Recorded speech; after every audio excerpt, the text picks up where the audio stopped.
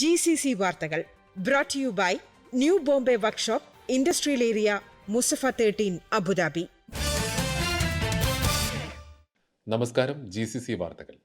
ഈ വർഷത്തിന്റെ മൂന്നാം പാദത്തിൽ 87% തൊഴിൽ ലക്ഷ്യം കൈവരിച്ചതായി തൊഴിൽ മന്ത്രാലയം അറിയിച്ചു. സർക്കാർ സ്വകാര്യ മേഖലകളിലൂടെയാണ് ഇത്തരം ലക്ഷ്യത്തിലേക്കെത്തിയത്. ഒമാനി തൊഴിലന്വേഷകരെ തൊഴിൽ ശക്തിയിലേക്ക് എത്തിക്കാൻ ലക്ഷ്യമിട്ടുള്ള ദേശീയ തൊഴിൽ ലക്ഷ്യങ്ങൾ നിറവേറ്റുന്നതിനുള്ള മുന്നേറ്റത്തെ ഇത് പ്രതിഫലിപ്പിക്കുന്നുണ്ട്.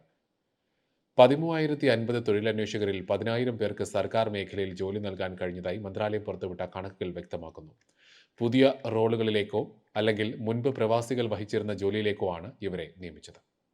New Bombay Workshop, A to Z automobile repair under one roof. One of the authorized service partners of Bosch Cars. High quality maintenance, repairs and timely service for light and heavy vehicles. We provide 24 hours recovery service. New Bombay Workshop, Industrial Area, Musafa 13, Abu Dhabi. Call or WhatsApp 050-444-2423. Kuwait Amir Sheikh Nawaf Al Ahmad Al Jabir അസബാഹിന്റെ വിയോഗത്തിൽ ദുഃഖം പ്രകടിപ്പിച്ച് ഒമാനിൽ പ്രഖ്യാപിച്ച പൊതു അവധി കടന്നുപോയത് ആഘോഷങ്ങളും ആരവവുമില്ലാതെ. തിങ്കളാഴ്ച വരെ 3 ദിവസത്തെ അവധിയാണ് രാജ്യത്ത് നൽകിയത്. പൊതു അവധി കാരണം സർക്കാർ ഓഫീസുകളും സ്വകാര്യ സ്ഥാപനങ്ങളും അടഞ്ഞു കിടക്കുകയാണ്. റോഡുകളിലും മറ്റും തിരക്ക് തീരെ കുറവായിരുന്നു. എന്നാൽ വ്യാപാര സ്ഥാപനങ്ങളിലും ഹോട്ടലുകളിലും തിരക്ക് അനുഭവപ്പെട്ടു. ഒമാനിൽ സുഖകരമായ കാലാവസ്ഥ അനുഭവപ്പെടുന്നുണ്ടെങ്കിലും വിനോദസഞ്ചാര കേന്ദ്രങ്ങളിൽ കാര്യമായ തിരക്കുണ്ടായിരുന്നില്ല.